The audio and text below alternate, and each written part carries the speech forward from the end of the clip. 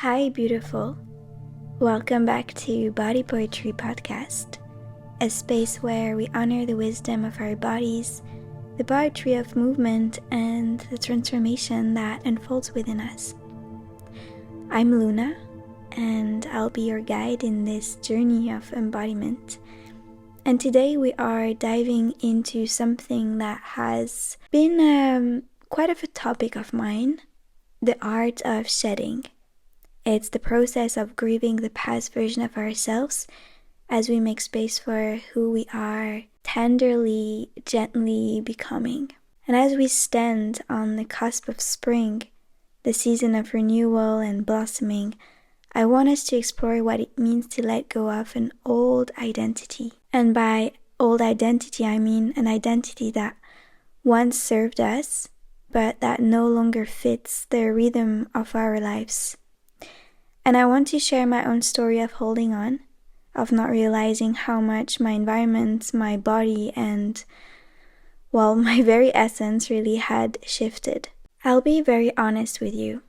There was a time when I found myself attaching to an old version of me. And that time was actually not so long ago. It was about a month or two ago. If not the whole winter, really, the whole winter season. I feel like it's been, a very grieving season. And which makes sense because winter is the season of death. Death is one of the themes we embody during winter. And ultimately, grief is part of it. We need to grieve in order to let a version of us or something in our life die peacefully. It's the process of letting go, and so then in spring we slowly blossom. So it was a version of me that I had outgrown, but I couldn't release it for some reason. And it took me some time to recognize it. I thought it was just a phase. It was just a moment of resistance. But deep down, there was a sort of fear in me. And I remember looking at pictures of myself from years ago and feeling a strange ache. It's not about the pictures or about the way I looked, for example. It had nothing to do with that. But more the lifestyle that I had and the success that I had in some areas of my life. Especially career-wise and, what I was doing and where I was going and the type of life that I created for myself. And, there she was. I feel like she was freer, wilder, more spontaneous. It was a more spontaneous version of me. Or so I thought. So I really romanticized her. I believed she was more connected, more creative, more in tune with life, really. And yet the reality was that she was shaped by a different world, a world that no longer existed for me.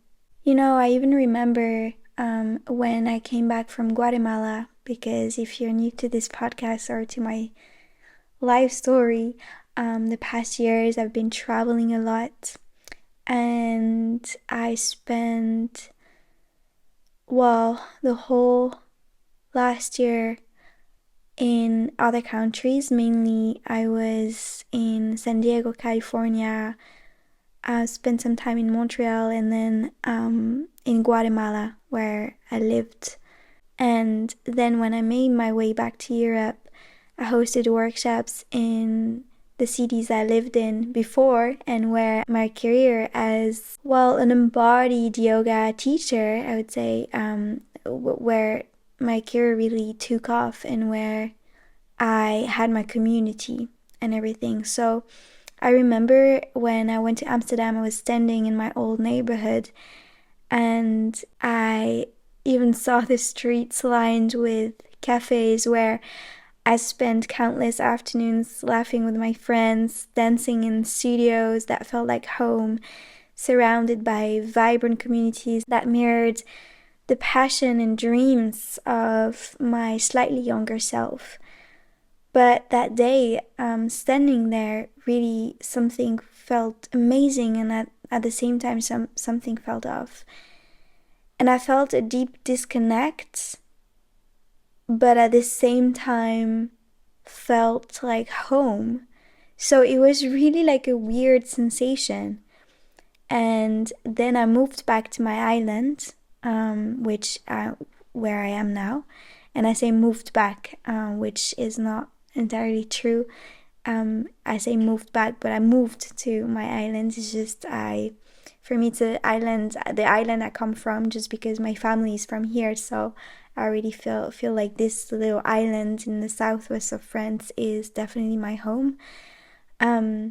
But coming back here also brought back memories, So there was a lot of things when I came back to Europe. A lot of things led me to being attached to an old version of me, and the old version before I left Europe for quite some time. And at some point, I really felt like an outsider observing my own memories. I don't really know how to describe that to you. So the realization of this really hit me slowly. And, the places I once lived, the people I surrounded myself with, the lifestyle that defined me, it had all shifted, and so had I. But I was grieving her, not realizing that grief is an essential part of growth. We don't just wake up one day and become someone new. We must first mourn who we used to be. And during this period, mostly, the whole beginning of winter really, I found myself resisting change at every turn. I tried desperately to recreate past routines, habits, relationships, hoping they would feel the same, hoping that bring back the person I used to be. And quite frankly, I even caught myself engaging in activities she used to enjoy, pushing against the current of change with everything I had, even, dressed like her because I, had my old stuff back. But a lot of times I ended up feeling quite drained, really frustrated too, and a bit lost. Eventually, I reached a point of exhaustion. It was like wearing a skin that had become too tight. And only then I paused to truly listen to my body, to my intuition, to my deepest self of now. It whispered to me that letting go was necessary, grieving was necessary, and that holding onto this past version was preventing me from embracing the person I was naturally becoming. And I really share this story because I know that many of you are in a similar place. Maybe you're clinging to an identity or role, a version of yourself that no longer feels alive. And I just want you to know that that's okay. The shedding process is tender, but it also is liberating. So why do we attach to old identities? Why do we resist letting go? Why do we fear shedding the past versions of ourselves? First of all, there may be comfort and familiarity. Even when we've outgrown a certain way of being, it feels safe, right? The unknown is terrifying for many of us, so we hold on to the past, even when it's no longer serving us at all. There's also validation and identity. Sometimes an old version of us received more approval, maybe more love, or we thought, it was more love or attention, and we fear that stepping into a new self will mean losing that validation. So then there may be attachment to a narrative. We build stories around who we are, and when we grow, we have to rewrite those stories. That can feel unsettling. There's also the fear of loss. Letting go means loss. Even if it's the past version of ourselves, and even if the past version of ourselves wasn't perfect, it was ours. So there's grief in that. But just like nature, we are meant to shed. We are meant to transform and renew. Trees don't attach to dead leaves out of fear, right? They release, trusting the cycle of life. And we must do the same. It's really in our literal nature. Now, I want to give you some insights on the embodied practice of shedding and letting go. Releasing an old version of ourselves is not just mental or even just emotional. It's deeply embodied, right? So, I'm going to list a few practices. These are gentle yet powerful embodied practices to support you through this shedding process. First, I would invite you to a sensory letting go ceremony. So for example, you can prepare a comfortable, sensory-rich environment using elements like candles, essential oils, or even just soft fabrics. And as you engage your senses, acknowledge the past version of yourself with gratitude. Hold something symbolic in your hand, then consciously place it aside, representing your willingness to let go. Another practice is a heart-centered writing or journaling. I would invite you to write a compassionate letter to your past self, reflecting honestly on what you're releasing and why. You can finish with words of gratitude, forgiveness, and of course love. Once you complete this, try to read it out loud. Try to breathe deeply, and you can, for example, safely burn or bury the letter as a symbolic act of closure. Another one which you probably know, and that is quite obvious from me, is a grounded movement ritual or practice, however you want to call it. So try to explore intuitive movement, intuitive dance, tuning deeply into your body's wisdom. If you have a dance studio near you, you can go to even an improvisation dance class or contemporary dance class where there's a lot of freedom, and or just a somatic groundwork exercise. And if you cannot find that anywhere near you, just know that my online studio has these types of classes.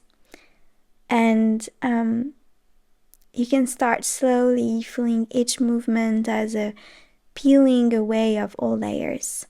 Allow your body to guide you towards movements that naturally symbolize shedding, renewal, transformation, like you're being reborn. And along with this movement practice, try to explore a body check-in, meaning asking yourself, who am I now? So every morning for a week, for example, place your hands on your heart and belly and ask yourself, who am I today? No pressure, no expectations, but just an honest presence and a really honest moment. You can journal about it later on if you like, or simply practice it and notice, observe every single day how your body responds. And then one last little practice, it's what I call the spring equinox renewal practice. So if you are listening to this podcast on time, the spring equinox is happening in 2 days. So since it's approaching, try to create a ritual where you set an intention for your new self. Maybe it's planting a seed, lighting a candle, or simply meditating on what you're stepping into. So the conclusion of all this is that shedding is a practice of trust. And just like the trees, we don't force the leaves to fall, we allow. We trust that what is meant to stay will stay, and what is meant to leave will leave. So I invite you to reflect on this question. What part of you is ready to be released? What would happen if you let go? Just know that you're not erasing or abandoning your past self. You are just evolving. You are stepping into the fullness of who you are right now. And as we move into spring, you are totally allowed and even meant to embrace this transition with an open heart. I truly thank you for sharing this space with me today. If this episode resonated with you, I would love to hear your reflections. You can send me a message on Instagram, or you can leave a comment below if you like. And I love to keep extending this beautiful community. I really do thank you. I really love you. And until next time, move gently, love deeply, and trust the shedding.